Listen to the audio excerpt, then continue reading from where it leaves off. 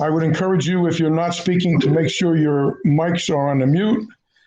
In compliance with Chapter 231, Public Law 1975, entitled Open Public Meeting Act, adequate notice of this meeting has been provided as specified in the Act.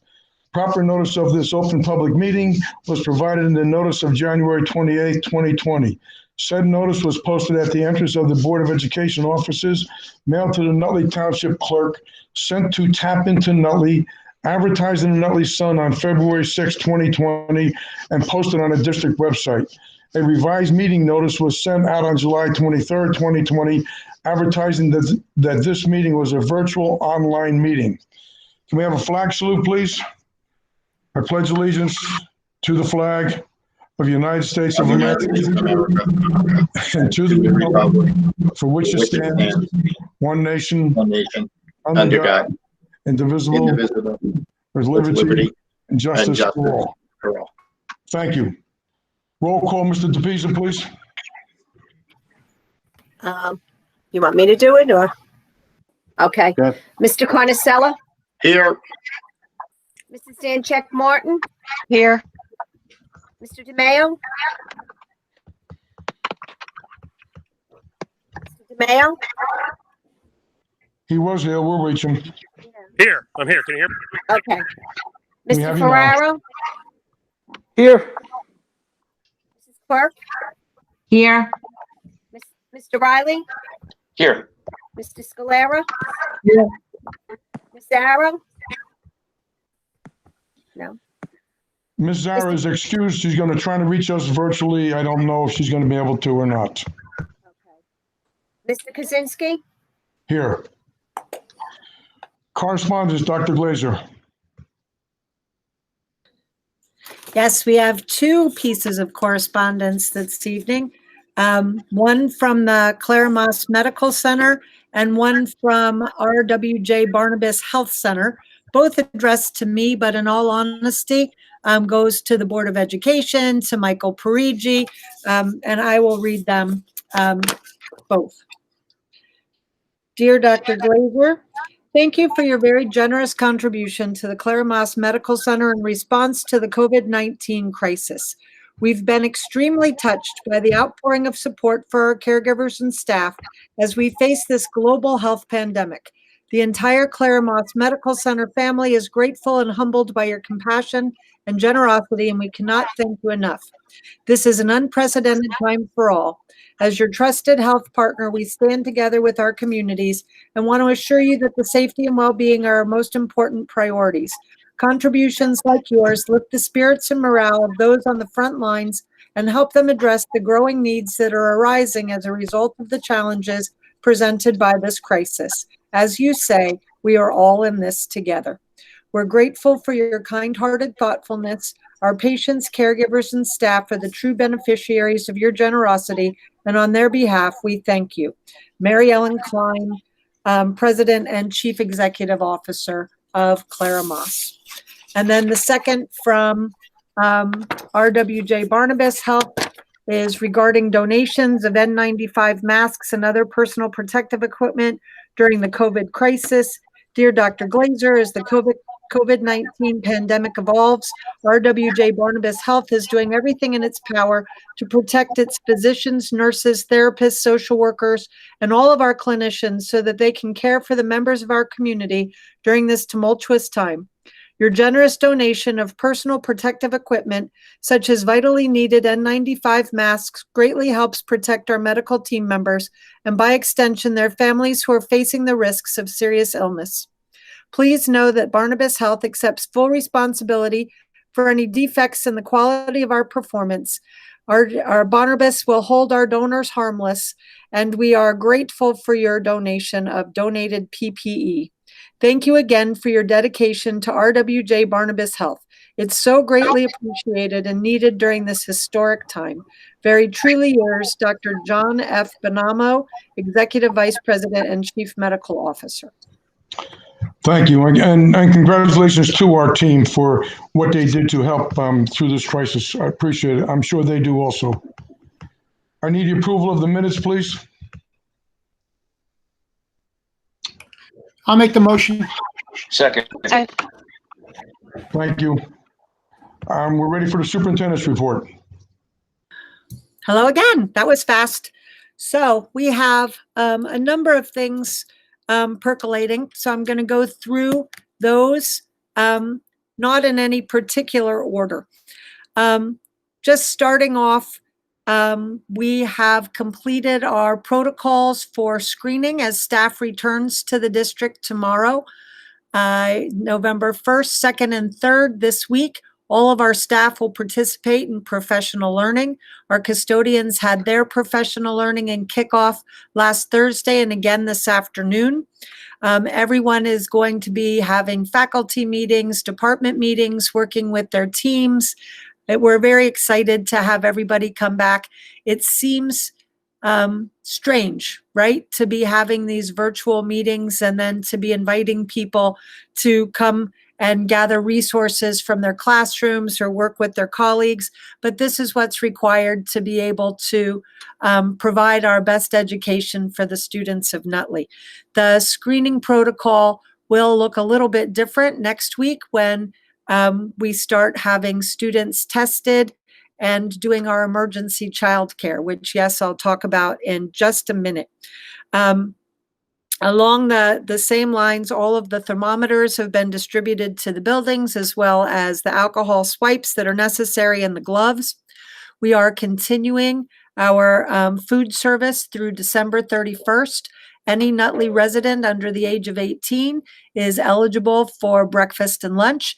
We'll continue to distribute those meals on Tuesdays and Fridays from 10:30 to 1:30 based on the same alphabetical schedule as a curbside contact-free pickup down the driveway at the John H. Walker Middle School. For those students that are participating in the emergency childcare, they will receive their breakfast and lunch daily on site in an outdoor tented area. We will be providing emergency childcare. The information and applications will be coming. The governor on Friday, I think, surprised all of us in a positive way this time by offering $250 million in federal funds to supplement childcare expenses for the families of New Jersey. That money is broken down into 4 ways. The first is into childcare provider centers, not us, but daycare centers and preschools. The second is to those families that may be on free and reduced lunch. They will be able to apply for those federal funds and receive, I believe, a full subsidy according to the frequently asked questions sheet. Next are those families who make $75,000 or less, but who are currently struggling and can benefit from a federal subsidy for childcare. It will be at a less than full rate. And finally are any family in New Jersey who is needing childcare to return their children to school and themselves to work. That subsidy is $75 for the month for everybody. And again, it is a sliding scale for the free and reduced lunch, those people eligible for free and reduced lunch, and for the new category of newly under hardship. The Nutley Public Schools will be charging $75 a week for that emergency childcare. And I do want to talk about what it will look like. So we'll have the tented outdoor space at Washington School. Students will arrive and have their temperatures taken. They'll already have their electronic screening form complete. That'll happen through the real-time parent portal in the morning before you leave for school. In that outdoor tented space, students have the opportunity to eat breakfast. They will be brought into a designated classroom. They'll be cohorted together, brought into a designated classroom by a classroom monitor.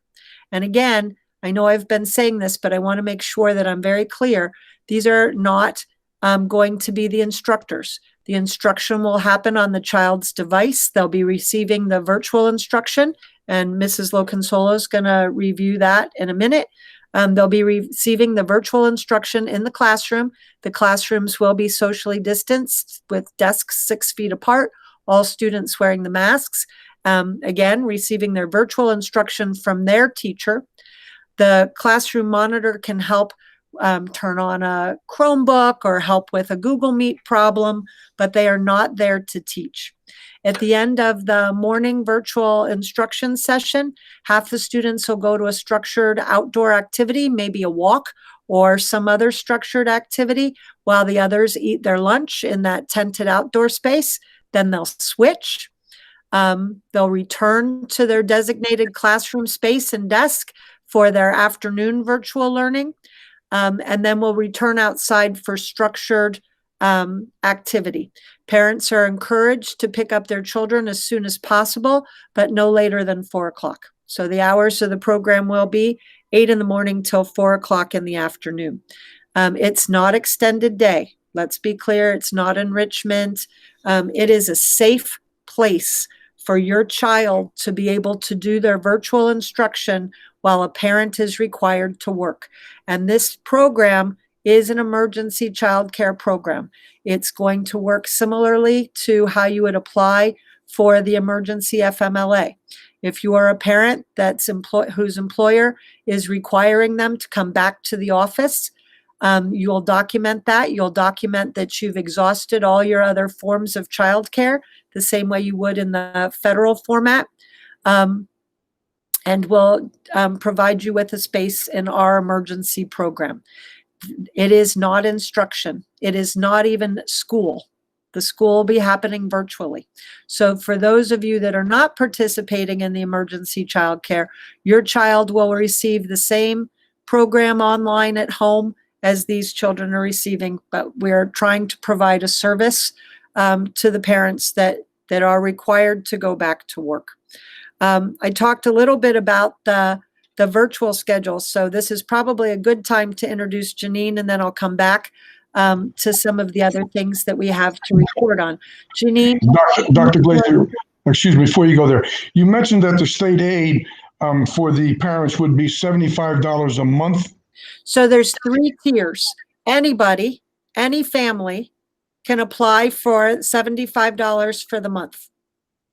Then those families that earn $75,000 or less, they can apply for a subsidy a little more than that. And those families that are eligible for free and reduced lunch get even a 3rd level of subsidy. Thank you. Sure. So Janine, I don't know if you are sharing your screen so we can show everybody the updated elementary schedule for virtual instruction. I'm going to mute if you're there. Yes, I'm here. Thank you. Ian, do you mind? Thank you so much. Perfect. Good afternoon, everyone. Actually, almost good evening now. I wanted to share with you a brief update to the virtual learning schedule for elementary. And I just want to start by thanking you all for your input. Throughout the summer, we started with surveys and task force meetings. And since then, we've heard from teachers, we've heard from parents, administrators, board members, and putting together a schedule that we really feel is in the best interest of students and developmentally appropriate for students has been our goal all along. And it really does take everyone's input, and everybody brings their own experience and their own lens to seeing this schedule. So I just want to start by thanking everybody for your input as this has evolved over the summer. Ian, next slide. So I just wanted to catch up the board and the public on the most updated elementary schedule and give you an idea of some changes that we've made since our last presentation. So you may remember the last time that we presented, we walked through what a typical day will look like for an elementary student, and we talked through some live instruction and then some time that was going to be for small group instruction or other services. And when we had originally shared this schedule, there were 2-hour-long meets. So for K through 3, they were at 9 and at 11. And if you remember, when we had first started asking parents for their preference of hybrid or remote, we had talked about cohorting the classes. And in our last version of this schedule, these 2 live meets were designated as either a cohort A or a cohort B. And that would mean that students would attend one of those 2 sessions or that hour long of instruction. And through some of our discussions, the more that we thought about it, the more that we really realized now that we're 100% remote, the cohort meets may not necessarily be the most effective way to deliver that instruction. For example, we heard from some teachers that were saying, you know, when I'm looking at the schedule and I'm imagining half of my class with me at 9 and half of my class at 11, I'd actually rather have the whole class for 2 hours. Maybe I'll do math in the morning and ELA in the afternoon. And so we heard from teachers that they would actually rather have the 2 hours of a whole group now that the cohorts really weren't coming into play until we moved to opening in a hybrid fashion as well. And then we heard from some parents who said, you know, my child's in cohort A, and so according to the schedule, they're going to have a whole class meet at 9, and then they have a lot of work time after that. I'd actually rather have them have more live instruction. So when we took those two together, we realized that the best thing to do would be to adjust the schedule to allow for more live instruction with the whole class. And it satisfied a bunch of the different feedback that we got from different stakeholders. So if you're looking at this schedule now, you'll see that students will still start with a morning meeting for 20 minutes live with their whole class. And then they'll have 2-hour-long meets with some time in between here. And I'll show you the grades 4 through 6 schedule in a minute. I know this is just K through 3, but the structure is more or less the same. It's just the times are different. But what I just want to play out for you here is that you have a morning meeting and then you have an hour-long meet, and the teacher can decide, is that math, is that ELA? Some of that may also be flexibility based on special ed teachers who may also be attending those meets. Or, you know, it says math or ELA here too, but there's flexibility around science and social studies. So we're communicating out to teachers that you can use this time for a science experiment or to introduce a new social studies unit as well. And then there's some work time here. This is a time when teachers will meet with small groups. This is also a time when we can schedule in a lot of our other small groups with instructors beyond just the classroom teachers. So small groups that may be addressing things like basic skills or what we call our strategies program. We're also offering counselor drop-in hours. So we need some time in the schedule that's a little bit flexible to offer those things, to offer things like gifted and talented, students who may need OT or PT related services, and that may happen in some of these times as well. But just keep in mind that somewhere during these times, your students will also be engaging in small group instruction. Because that instruction is flexible, I won't be able to tell you on a schedule exactly what half hour of that block that small group instruction will be happening. Your classroom teacher will share that with you. Let me just move on and show you. Oh, Ian, can you just go to the next slide, please? The 4 through 6 schedule. And I will just give you a bit of a disclaimer here that 6th grade, because of our departmentalized model, may look different building to building because we're accommodating live sessions with each of their departmentalized teachers during that meeting. But if you compare this to the grades K through 3 schedule I just shared, you'll notice the similarities. You still have a morning meeting and you still have the 2 whole class meets as well. And then you have some work time in between. And that would be a time, again, for small group instruction. Teachers may pull a guided reading group, for example. Teachers they administer many, many assessments individually, one-on-one to students, so they may schedule time in there for that. They may be meeting with students who were unable to make the live meet that day. That might be another small group that they know that there's certain students on certain days who aren't able to attend one of the meets, and they catch up with them at a later time. You'll also notice in both of these schedules, we don't designate a specific lunch hour or a lunch break. And that was really to give some flexibility in the schedule to teachers as well as to principals who are trying to schedule a lot of these other services like our basic skills, like our counselor hours and our related services. So some of this time will also be designated on your child's schedule as a lunch break as well. And what I will tell you is just keep in mind when you're looking at this schedule, although we're blocking out times from 8:40 to 3:30, the Department of Ed's guidance is really that students should be engaged in about 4 hours of instruction or work related to instruction. So I kind of give you the typical school day times and parameters as a frame of reference, but just keep in mind that the expectation isn't that students are sitting at a desk from 8:40 till 3:30 or sitting in front of a screen from 8:30 or 8:40 until 3:30. Ian, can you go to the next slide? Thank you.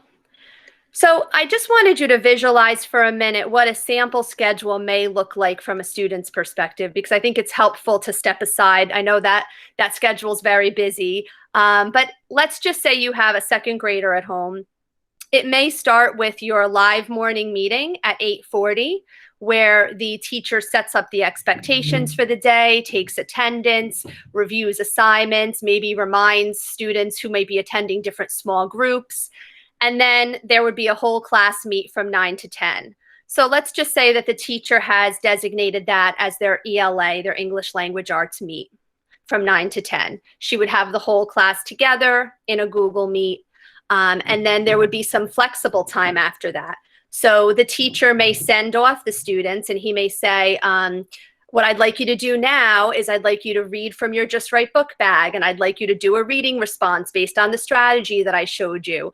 And that's the nice thing about building in these shorter hour-long meets. Instead of having kids attend, let's say, a 2.5-hour block of just live instruction, we've offered time in between the meets strategically because we want kids to be able to absorb one content area and then actually do an application of it without sitting through 2.5 or 3 hours and then going to work independently. So we're trying to chunk that to make it developmentally appropriate. So then there would be another whole class meeting at 11 to 12. So let's say that the teacher designates that as the math lesson, and she does a lesson with the students. She does some modeling. Then students go to lunch, let's say, and they have a lunch break. There's also going to be specials built into that flexible time. So maybe for this specific second grade class, 1 to 1:30 is their special. And that's going to be a mix of live and pre-recorded lessons. So maybe this week art is live and next week art might be pre-recorded. But again, we need flexibility at points in the schedule to accommodate those live specials. And then you have 1:30 to 3:30 where students may complete a math activity that was related to that second Google Meet. And there may be some free time in there too, because remember, we're shooting for that 4 hours of instructional time. So our hope is not that they're sitting at a desk this entire time. So there might be some free time in there. And then maybe their teacher has scheduled them for small group instruction today from 3 to 3:30.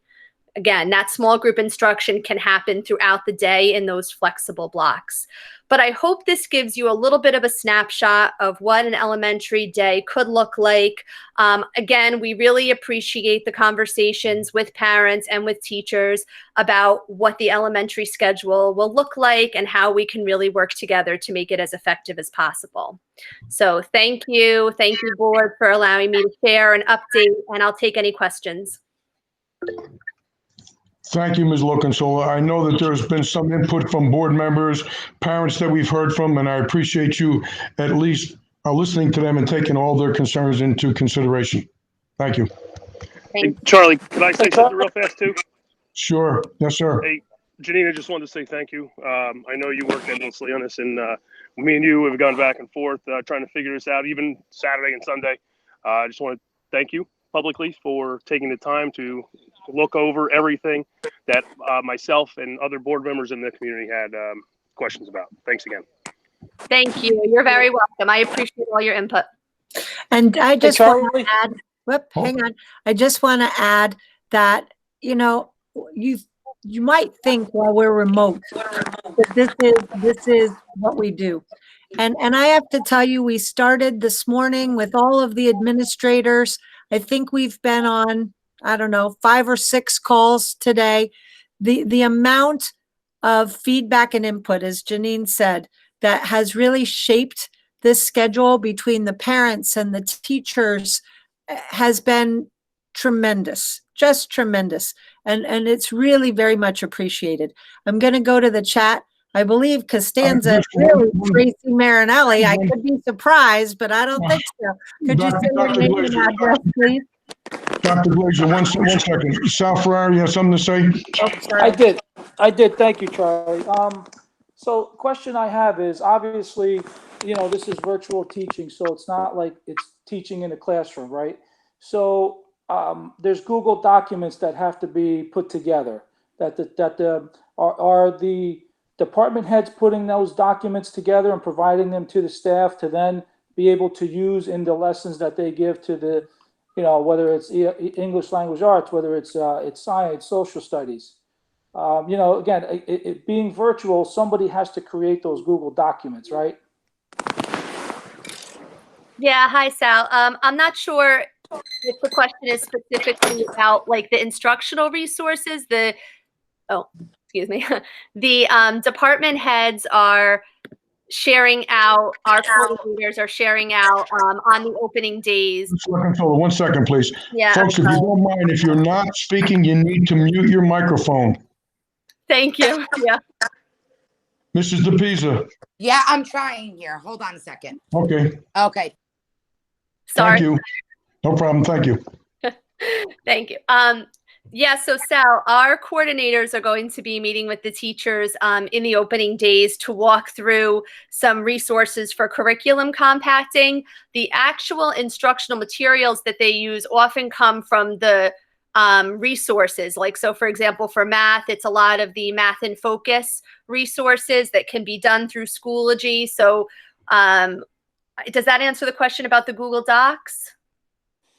Janine, I'm sorry, I lost my connection, so I just re-logged in. So I missed everything you said, and I apologize, but it was a technical issue. I didn't do anything wrong. That's okay. So our coordinators are going to be meeting with teachers over the next few days to talk through how the different units could be compacted. So kind of how to choose the most important teaching points from each of the units to make the teaching a little bit more efficient. But what I was saying about the actual instructional resources that students complete, or I think maybe what you're thinking about with the Google Docs is, like, for example, for math, a lot of what they're using are resources from our instructional materials. So like the Math in Focus workbook pages. A lot of, what they're using for other content comes from... Yeah, Janine, that's what I'm trying to get at is, yeah. So when you're in class, right, they have material that's available. Now that they're virtual, is that material going to still be available to the students? I mean, yes. It's virtual, right? So is that who's preparing that material? Because when you're in the classroom, you have a textbook, let's say, and the material is in the textbooks. You have stuff that you can hand out that have all the information. Now that it's virtual, does somebody have to actually create that material to then provide to the staff, to provide to the students? No, I mean, I think teachers do often create some of their own material, but things like all of the math workbook pages are available digitally, and the RAS kids would be available for the reading digitally. So what we've tried to do is, as much as possible, offer digital alternatives for things like that. Okay, that's kind of where I was focusing on, that this is going to be standard, so that it's going to be, one classroom is going to have the same material as another classroom in another building. Yes, and the other thing to remember too that I think is going to be a shift from the spring is that there's going to be significantly more live instruction in the fall with this new schedule. So there won't be so much of I don't want to say busy work, but I want to say work for the sake of doing work in some cases because there wasn't as much live instruction in the spring. So a lot of the material was done by handing in things, and now it will be more possibly by like attending those live sessions. So it'll be more participation as well. Okay. Thank you. Yep. Thank you. Dr. Glazer, are we going to entertain the chat line now, or are we going to go on with our regular meeting? We might as well answer the questions while we're here. I just have some follow-ups to this. So again, the first question again, well, maybe it's not Tracy. Maybe it really is No, it's Costanza not. DiPiazza. It's Costanza. Maybe it really is. So could you say your name and address, please? Costanza Di Piazza, 98 Nutley Ave. Hi, welcome. Hi. Hi. You threw me off. Yep. Today I did. I've been quiet, but today I'm not going to be quiet. I have a lot of questions. Janine, I emailed you, I think about a week ago. Still haven't heard back from you. I'm sorry. A week. Yeah. Okay. So how do you expect a 5-year-old, my 5-year-old daughter, to basically be home on a curriculum from 8:45 to 3:30? It doesn't work. She's 5. Yeah. And that goes for about 95% of other 5-year-olds. Yeah, I have a 5-year-old at home too, so I completely relate. Let me just speak to that for a moment. And I apologize that I haven't responded to your email. I have to It's admit okay. some of them have been flagged. So I have a 5-year-old home too, and I think the important thing to remember about that sample schedule is that it's just giving you the times in there are to help you visualize what a typical day would look like. But of course, for kindergartners, those live sessions are going to be the bulk of where their instruction happens. So the DOE guidance for kindergarten is about 2.5 hours of instructional work, and it's 4 hours for grades 1+. So if you think about the way the schedule is now, most of their work will be done in those live sessions because they're going to have 2 hours of those live meets a day with a break in the middle.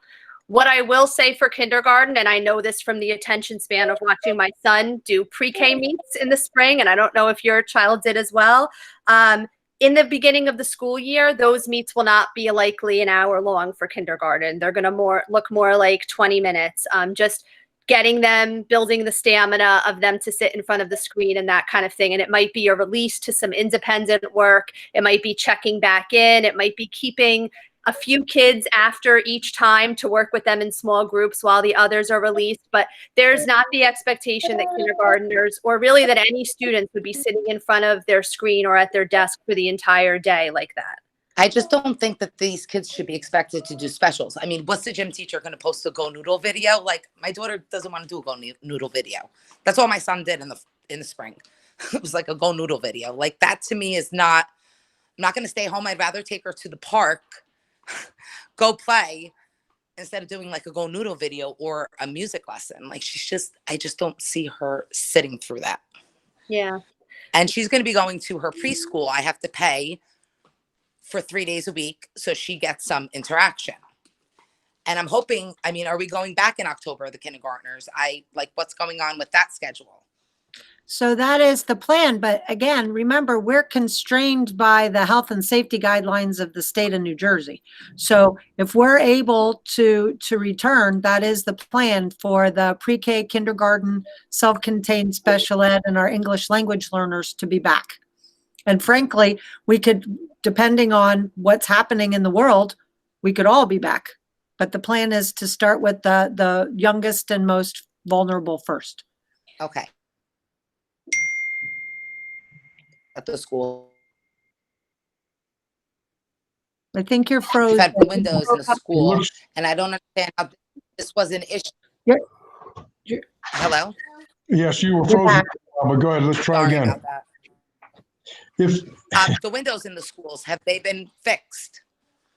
Fixed how? Fixed that you said a lot of the windows don't open in the schools.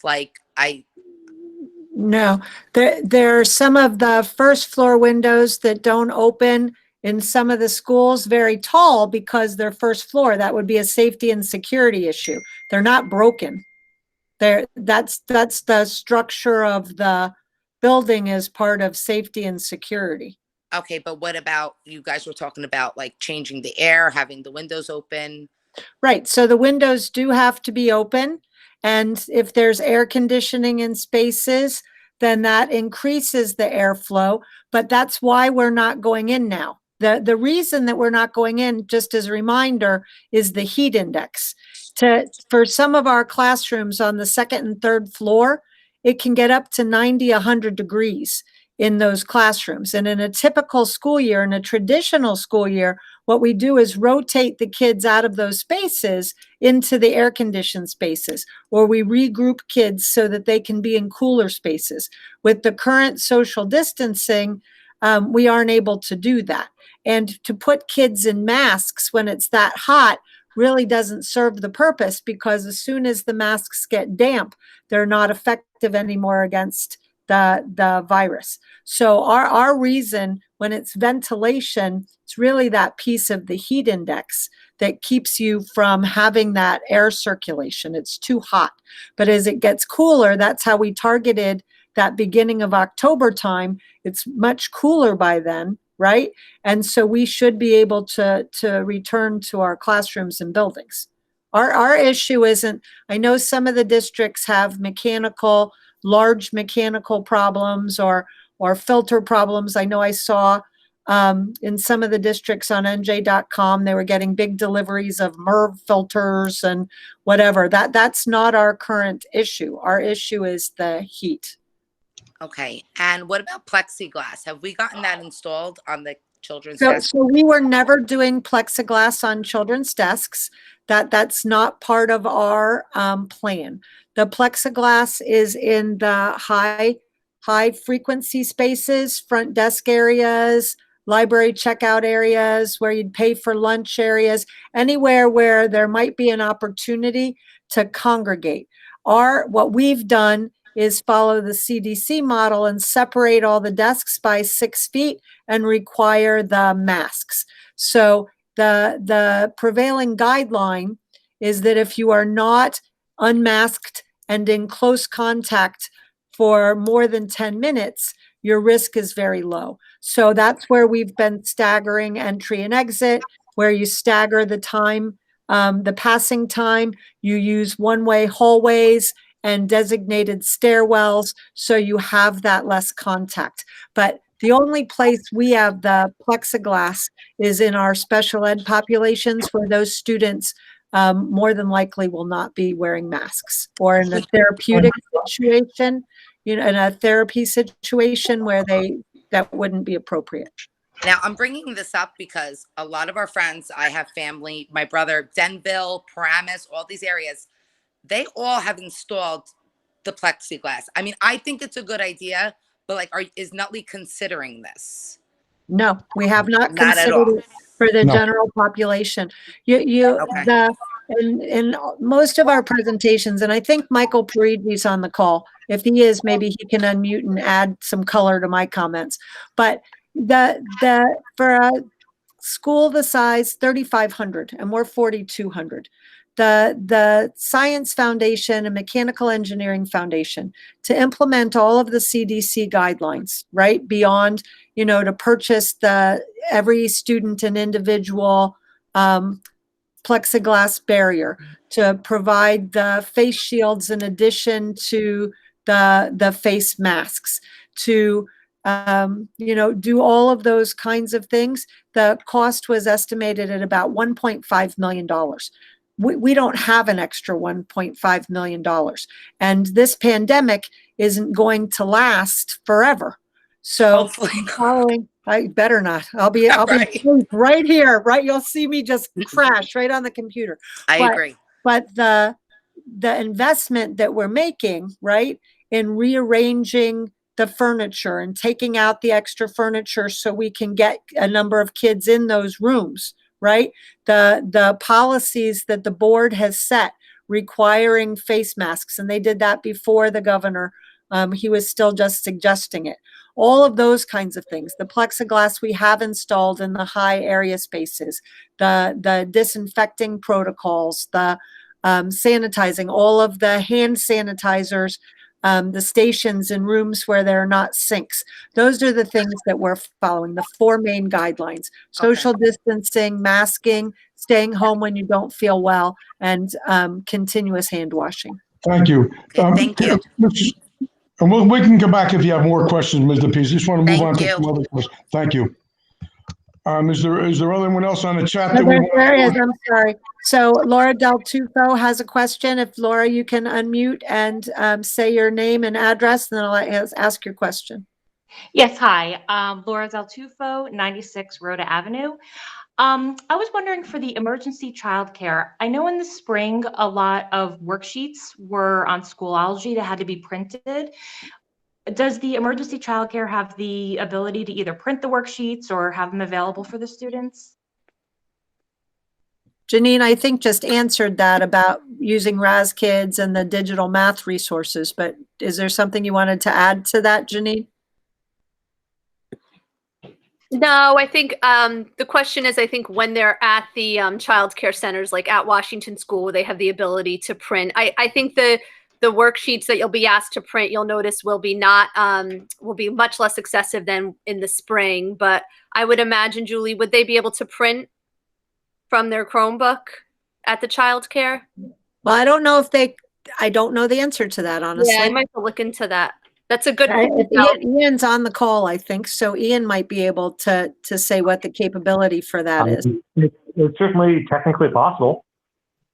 Possible. There you go. As long as it's not impossible, we hold on to that. Great. And I have a second question in the chat that I might as well just ask now. So since you were speaking that for Nutley, it's specifically the heat index that is, sort of delaying the reopening.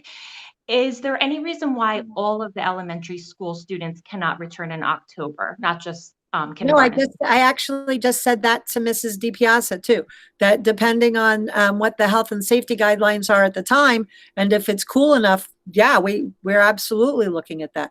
Remember when we made the plan, and I've said this publicly, and unfortunately it did get repeated in the press, but we set the dates arbitrarily based on the marking periods. We were required to put dates into our planning request, and those seemed like reasonable benchmarks and milestones, but they're not set in stone. Okay, so October is being actively considered for all elementary at this time? Depending on the weather, and again, where we are with the word just went right out of my head, the positivity rate and the transfer rate. Okay, thank you. Sure. Thank you. We have Denise Ballou. If you're on, please unmute, name and address. And Janine, Hi. this is an easy one for you to answer. Oh, good. Denise Ballou, 136 Center Street. So you read it. Question. I'll read it for the public. Will students be getting actual textbooks, or will all of their reading and be in digital on devices? Because that's a lot of screen time. It is. Yes, I agree with you. And like I said, we've really been trying to balance that out, the need for the live instruction and the screen time. Yeah, Mrs. Ballou, we're planning to have at-home learning kits distributed to all parents, elementary parents, and those will have resources such as math manipulatives, some of our foundations, letter tiles on cardstock that you can cut and manipulate. And as far as the textbooks go, students at that time will also be distributing to them their Math in Focus consumable book. And if they're in grades K through 2, their Foundations consumable books. So the actual textbooks most likely will not be used. It will be more digital resources whenever possible. Gotcha. Okay. I actually had another question unrelated to that further down. Do you want Ask away. me to wait, or Nope, should I ask? Okay. You're right. We got you. Ask. Right now, our family is all going to be home. I will be virtually working from home. My husband's furloughed. If family situations change mid-year and we are still virtual, will we be able to, at that time, apply for the emergency childcare if we have to go back to work? So if you notice in the plan, and we've talked about it a few times, there is the eventuality, if you're virtual, to apply to come back to the hybrid model. I'll see if I can find what page it is for you and send it to you. It'll probably be late tonight or tomorrow, but yes, you have that. No, not a problem at all. I wasn't sure if that has changed. No, it hasn't changed. Okay, so no, I do understand. You don't have to send that. I do have that information. I just wanted to make sure that that hadn't changed.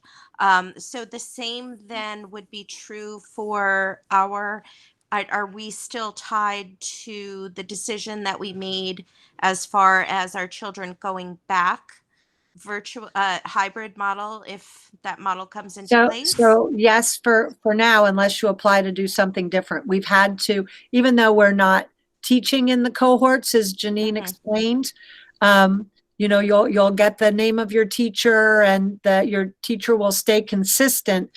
We did have to build the schedule based on those cohorts Of and course, based on yes. people's choices. So that's why there's the application process. We need to be able to accommodate everybody. Okay, so that's the same for that along with the emergency childcare. Yep. Okay, those are my questions then. Thank you so much. Thank you. Nice to hear from you. I didn't get to see you, but nice to hear from you. Do we have any more? Oh, we do. Christina Molinari, if you can unmute and your name and address, please. Yes, Christina Molinari, 40 Jefferson Street. I have question about the special ed classes. Now they're starting earlier, mid-October.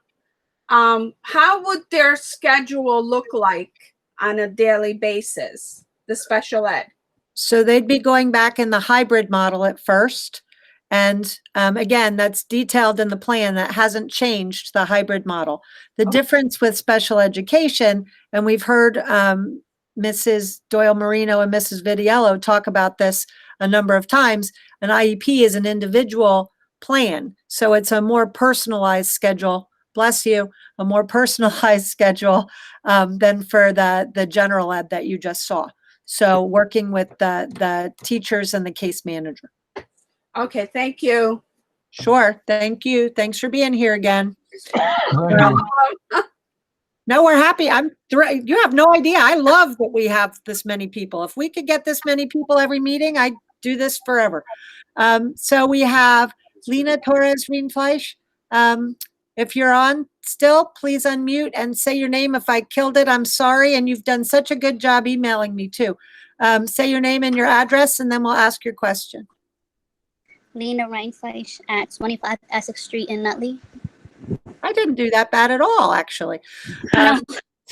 So when the special needs students return in mid-October, is that students with IEPs and 504 plans. So an IEP, an individual education plan, is for special education students. A 504 plan is general ed. 504 plan is an accommodation. So I don't know the answer to that. I think it's going to depend on the 504. But IEPs are included. The IEP is special education. So we've said that we'd bring back the preschool, the kindergarten, self-contained special education, and the English language learning students. So not every student with an IEP is in self-contained special education. Okay. All right. That's all I wanted to know. Okay. Thank you. Thank you. And the next two questions we just asked, so I'm going to skip down. Tiffany, I need my glasses. Tiffany Shenman Volz.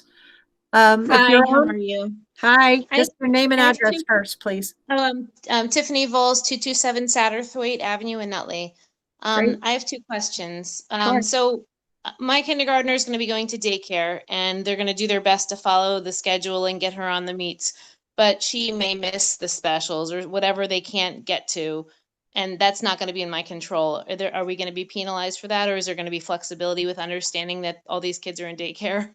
Yep. So not only I don't think that will you be penalized, and you weren't in the spring either, but you have a number of people in town. It's been really, to me, I love it. This is the kind of stuff that energizes me and gets me, to come back every day. You had a conversation at Rotary about some of our retired teachers stepping up in the evenings and maybe helping out with mini lessons or doing that kind of work, or some of our teachers that might be interested in doing that. I don't know that we've fleshed out that part of it yet, but there's a lot of interest and enthusiasm around, helping those kids, later into the afternoon. Okay. I mean, and I'm a teacher myself, so when I get home, I can try to catch her up. But, I just know that schedule we saw has a lot of, structure to it. And I'm sure a daycare schedule that has kids from all of the different elementary schools, multiple of them on different schedules with their meetups, it's going to be tricky. So my other question was also, when they do return, hopefully in October, are we still being offered that childcare option until 4 o'clock for the hybrid model? So that's a great question, and I don't know the answer yet.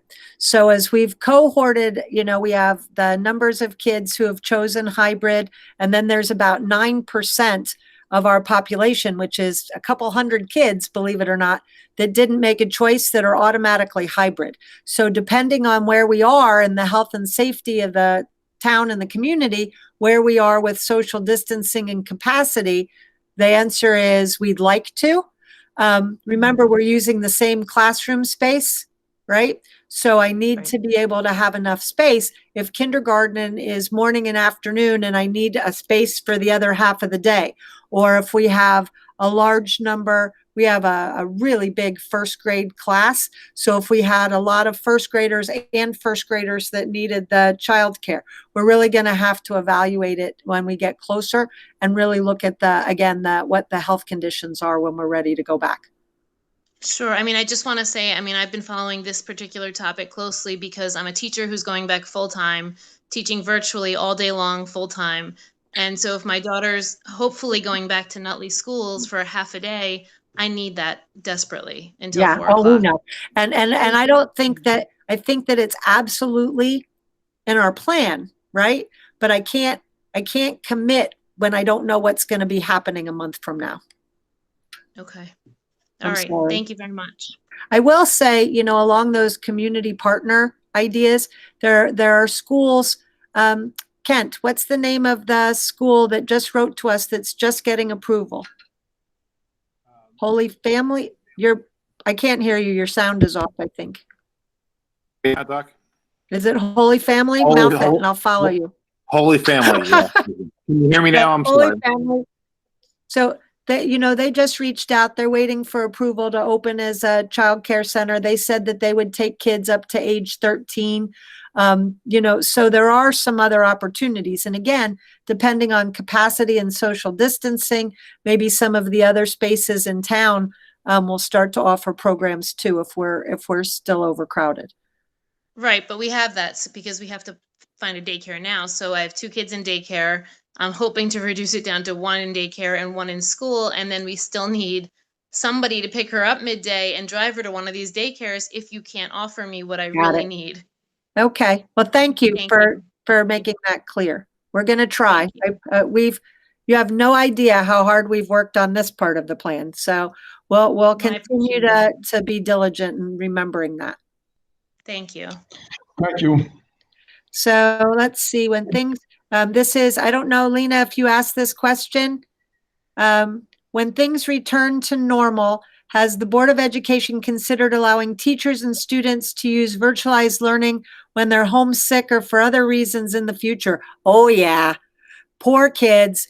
I'm going to say if we ever have a snow day again, I don't know. I don't think it's going to be in their future. But yes, we are required by the state of New Jersey to maintain 180 instructional days. So it's a great opportunity on a snow day or another inclement weather day or when a child is sick to be able to access that.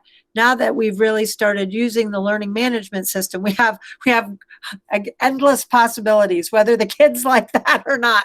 I don't know, but we're excited about it. Brian Canova, if you're still on, if you could unmute and say your name and address. I am on and I am unmuted. Brian Canova, 147 Beach Street.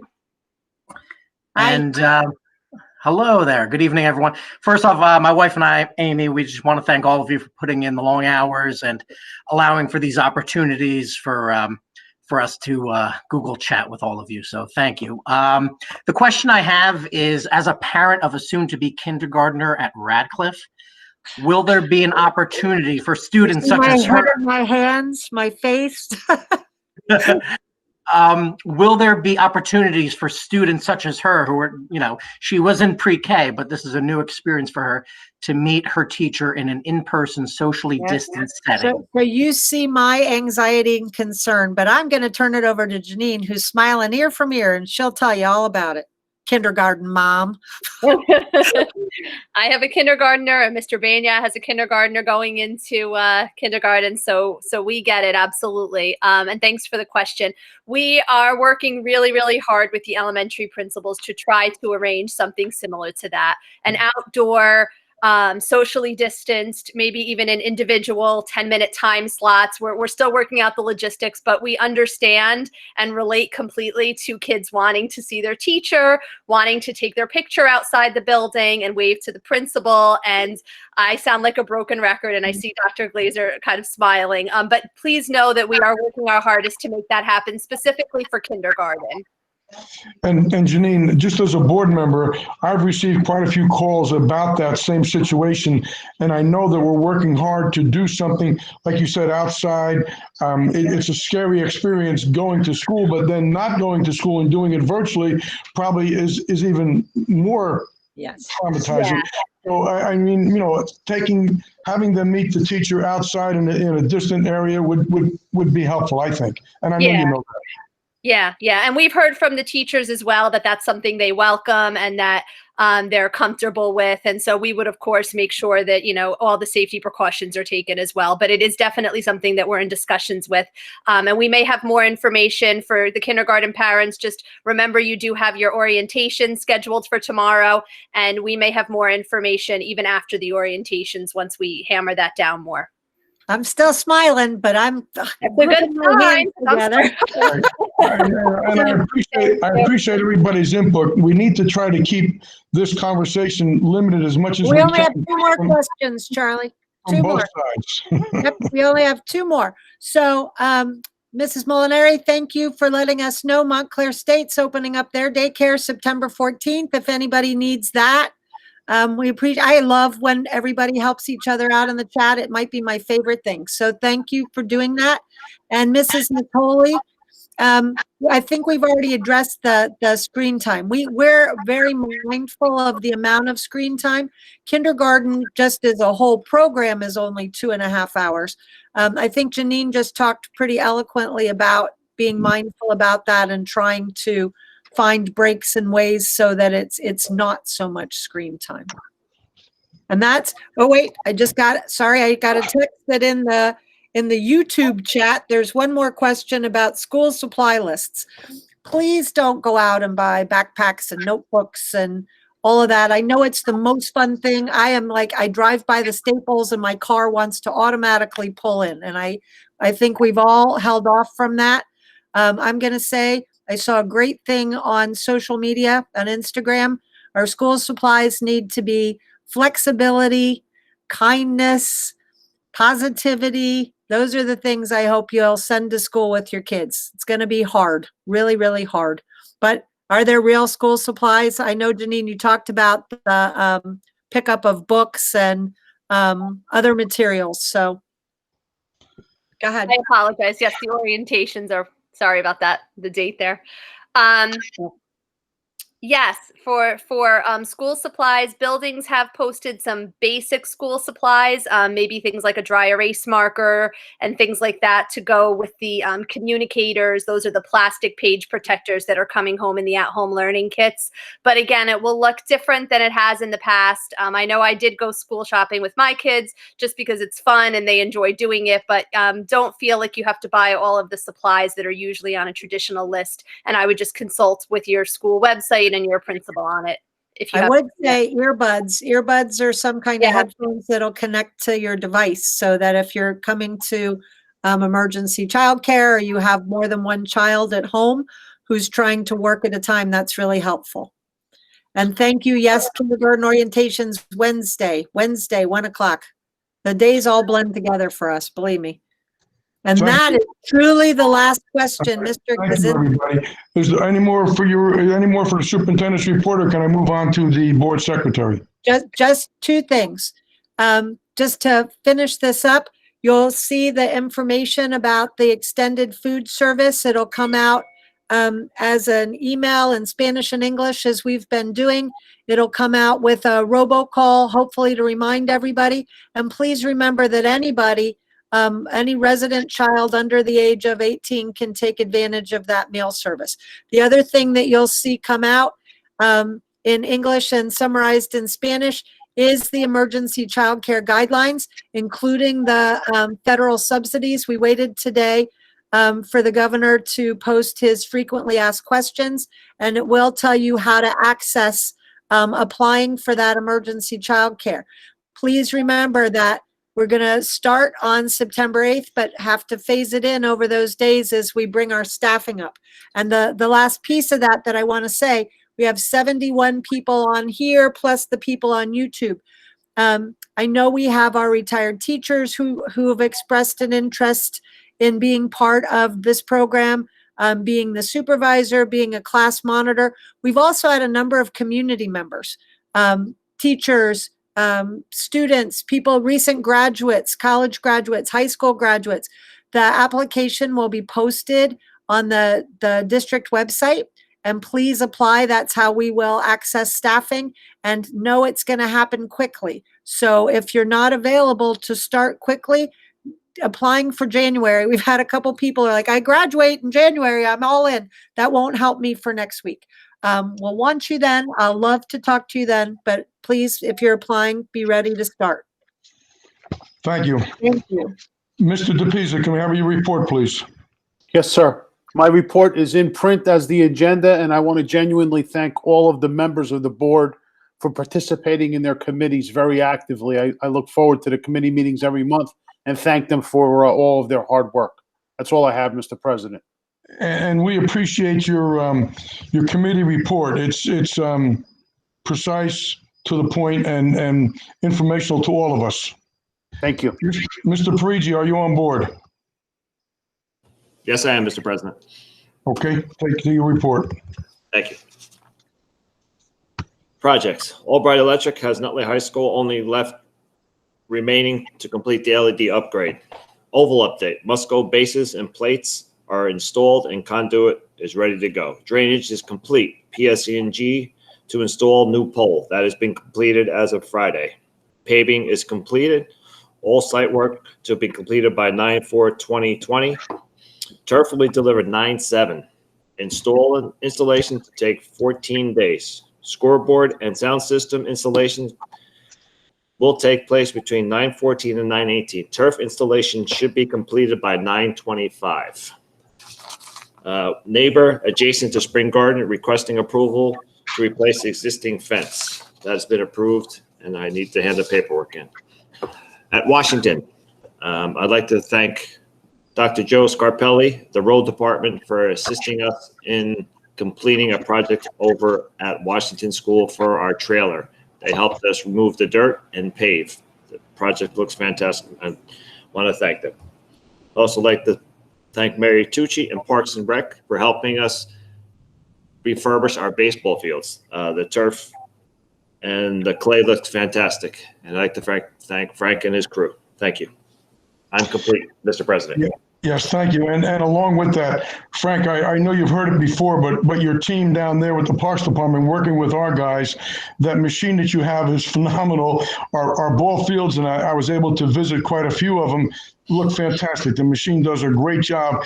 That before and after at Washington School was phenomenal. And I just wanted to thank you publicly. No problem, Charlie. We have 2 more to do, I believe, right, Mike? Yes, sir. All right, we'll get it done. Thank you, Frank. Mr. Parigi, how are we doing with the fire inspections update? Are we moving along with some of that? I know they've been working with us.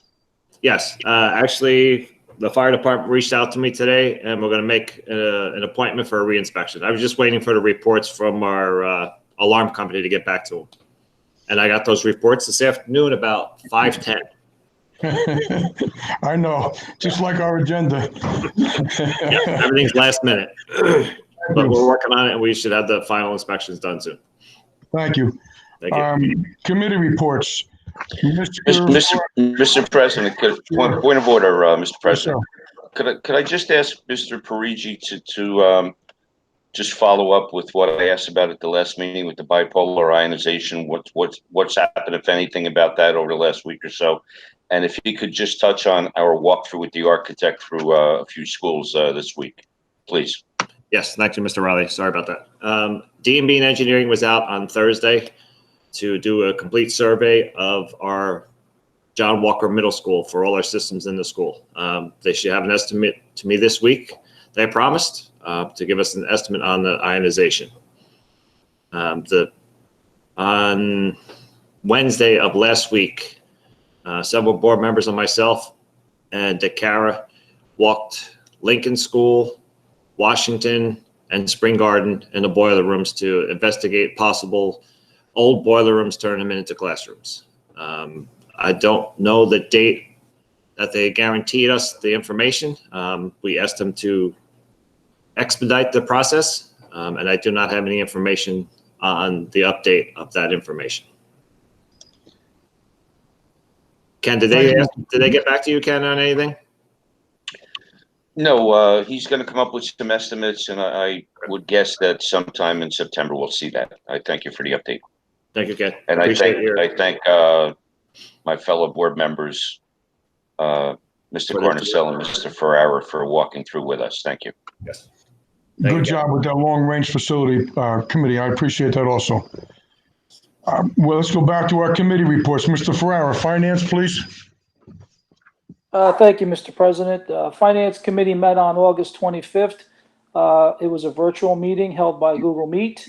Mr. DePisa provided updates on the CARES Act funding and allocations. To date, we've expended $76,000 through August 24th. We also looked at the Pomponian July invoice for food service.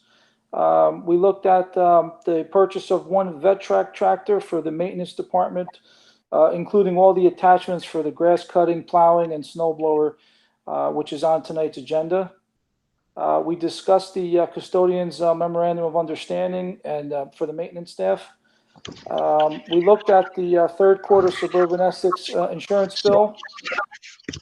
We also discussed and looked at the Dell Financial last payment, which was purchase of Chromebooks, which is on the agenda for tonight. TD equipment finance lease purchase for 3 buses, which was going to be split up over a 4-year period. We also looked at and reviewed the treasurer's report and secretary reports, the draft standard operating procedure and purchasing manuals, which is going to be sent to all the other committees for review and approval by the full board sometime later in September. We discussed and reviewed the work being done by Dakota Excavating at the Oval. And we also discussed regarding the Oval, doing a walkthrough to see if there's other areas that need to be cleaned up and adding landscaping near the work that's been done so far. And Dr. Glazer also discussed with the committee the emergency child care that she discussed tonight. Our next meeting hasn't been scheduled yet. Thank you, Mr. Ferrara. Mrs. Danchek Martin, can we have the academic, please? Yes, Mr. President. The Academic Committee met Wednesday, August 26th, and was attended by Ms. Quirk, Ms. Zarrow, Dr. Glazer, Mr. Banya, Ms. Loconsolo, Mr. Viemeister, Ms. Doyle Marino, and Ms. Vidiello, and myself. The committee members asked questions related to special services pertaining to the virtual learning plan. Ms. Doyle Marino and Ms. Vidiello provided information regarding paraprofessionals, IEP-related services, resource replacement classes in the virtual environment. Mr. Banya and Ms. Loconsolo provided an update regarding the status of the curriculum writing process associated with the program review areas. Ms. Loconsolo and Mr. Banya provided the update to the transitional curriculum work that has begun in the district to compact curriculum and modify scope and sequence of units to prepare for virtual instruction. Title II funds will be used to support this process. Ms. Loconsolo discussed the elementary handbook for the 2020-2021 school year. Mr. Banya and Ms. Loconsolo shared September 1st through 3rd professional development plans. Mr. Banya discussed Schedule A, a yearly document that lists the program offerings in the district that are paired with curricula, materials, and resources. Ms. Loconsolo discussed and described the kindergarten orientations that are being scheduled for next Wednesday afternoon. They will be conducted virtually, and the district is exploring meet and greet ideas for classes. Mr. Banya discussed the various academic 6th period stipends that will appear on the personnel agenda. Some of these stipends are budgeted for out of Title II grant for class size reductions. Dr. Glazer discussed the emergency childcare being scheduled for parents that must return to work with no other childcare options during virtual learning. Dr. Glazer discussed the variance process and distribution of variances across the district. Dr. Glazer referenced class size and discussed sections that were closed compared with NJDOA and district best practice guidelines. Ms. Loconsolo provided an update to the elementary virtual learning schedule. And the meeting concluded at 8:10. The next meeting will be scheduled for Wednesday, September 16th. Thank you. Thank you, Ms. Nanchak Martin. Mr. Carnicella, can we have administration, please? Mr. Carnicella. My apologies. I missed the mute button and I hit something else on my computer. I know. So I'm going to just follow up, Mr. President, with the long-range facilities right after that. Or is there another committee report after administration and long range? No. Okay. So the administration, we met on August 25th. At the attendance was actually just me that evening. Both board members, other board members had emergencies that they had to attend to. So it was me, Dr. Glazer, and Mr. Banya. The meeting was virtual. We discussed quickly the long-range facility walkthrough that was scheduled on the 27th, which I'll be talking a little bit to in my next report. Dr. Glazer shared the food services distribution plan for September 1st through December 31st, which she discussed as part of her report this evening. We reviewed updates to the reopening plan for the district. Mr. Banya reviewed the opening days plans for professional development for staff on September 1st, 2nd, and 3rd. Dr. Glazer detailed the proposed plan for emergency childcare, which he did speak about today. And Dr. Glazer reviewed several legal updates, including those related to COVID and the new FMLA laws, as well as what is necessary for accommodations for high-risk staff and students. Next meeting we don't have a meeting scheduled just yet. And that concludes the administration report, and I'm going to move along on to the long-range facility. At that meeting, we had myself, Mr. Riley, Mr. Ferreira, Mr. DePisa, Mr. Parigi, and we also had our architect, Joe DeCara, as well as Jake, I forgot how to pronounce his last name, excuse me, but it's not an easy one. We met virtually. And our goal here was twofold. Our first goal was to just look through our long-range facility plan, which they submitted to the state. And our goal there was just to clear up some discrepancies and to clean up some of the projects that were done that were still reported on that 5-year projection.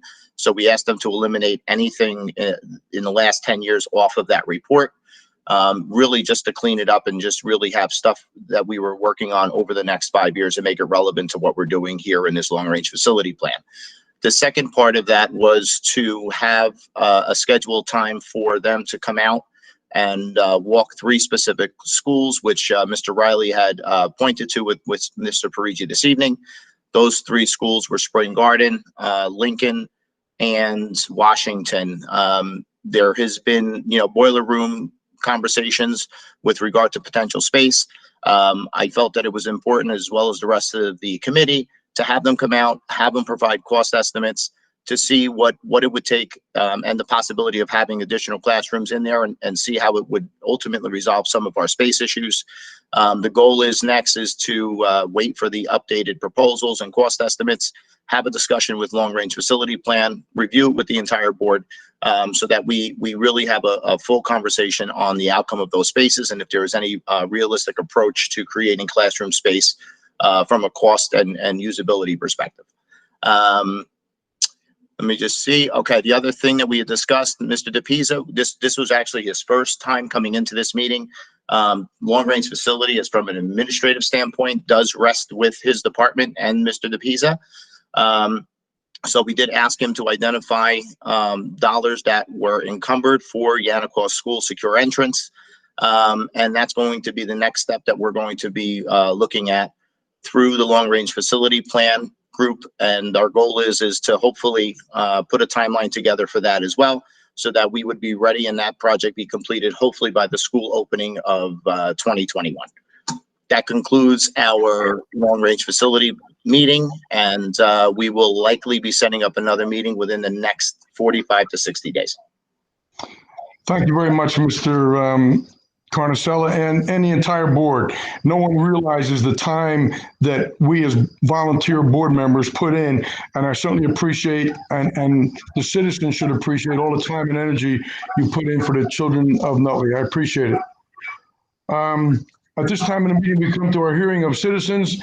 We now come to the portion of our meeting where we allow members of the public to address the board. In this section, we allow questions or comments on resolutions only.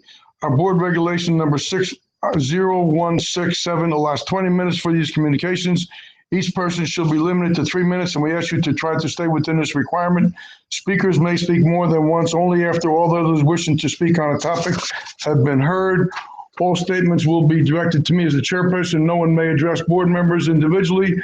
Please be reminded that if your statement is too lengthy, abusive, obscene, irrelevant, or redundant, your participation may be terminated. Please remember to state your name and address each and every time you address the board. Does anyone have any questions at this time?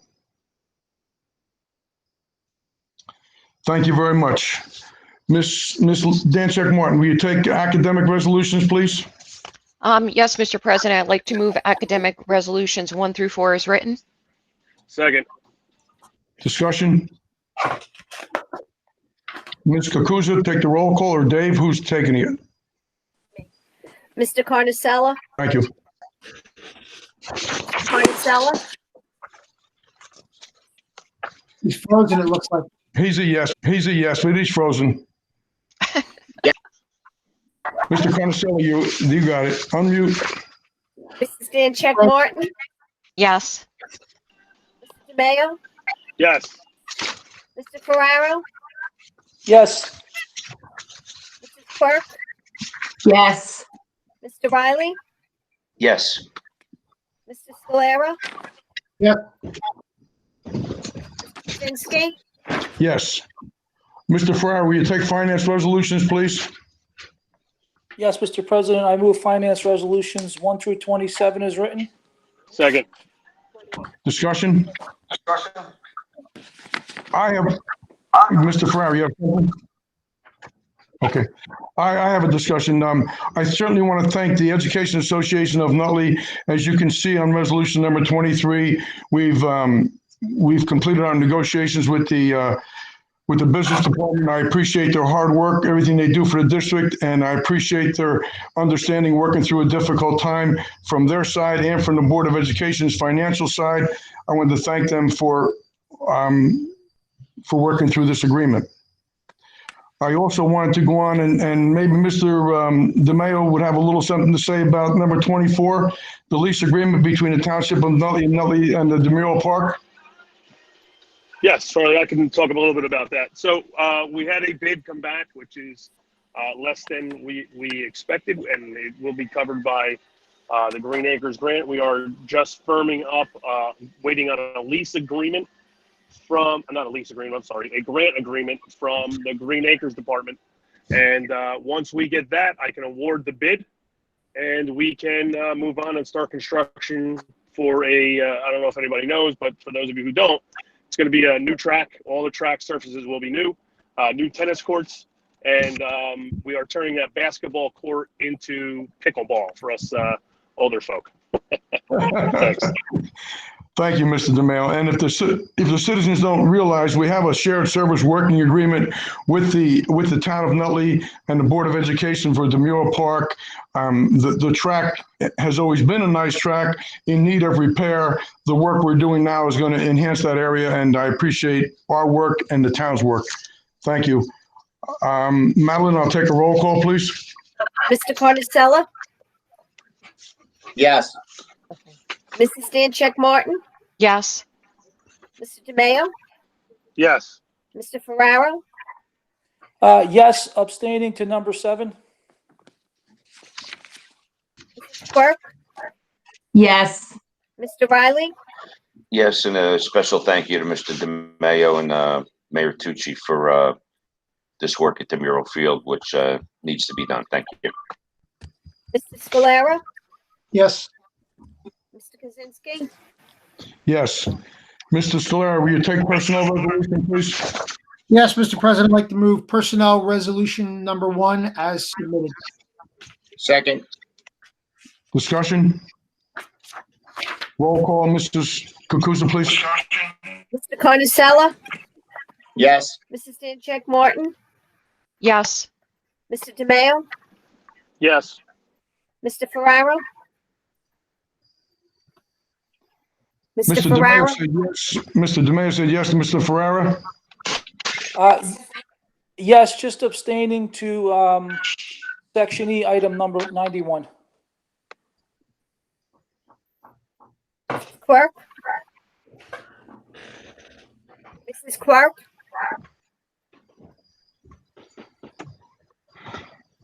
Mrs. Quirk, are you still with us? I know you are. Okay. Mr. Riley, Yes. Mrs. Scalera, Yes. Mr. Kaczynski, Yes. Mrs. Quirk, can you take policy resolution, please?